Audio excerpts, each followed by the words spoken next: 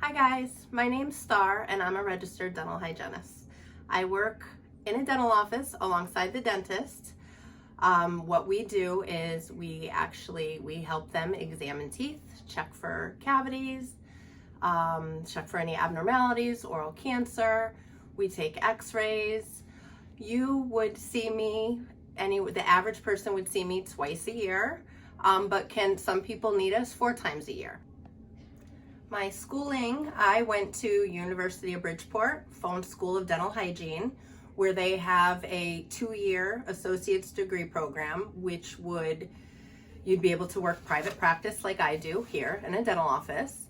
If you would like to get your bachelor's degree, that would be more so if you wanted to get into teaching, if you wanted to do research, work for insurance companies. There's even a master's program if you wanted to get into public health. So there's a lot of different avenues with dental hygiene. When I was your age, I had absolutely no idea what I wanted to be when I grew up. It's very overwhelming when you come to this avenue where you have to choose your major. But what I would recommend, if you're even thinking about doing this, I would say call your dental office that you go to or a local office and see if you can go in and shadow for the day and kind of look over, the dentist, the dental hygienist. There's also a dental assistant that works with the dentist, and see if this is for you.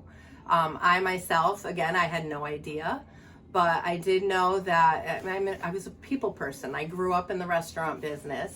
I am a nurturer, so I do want to help people.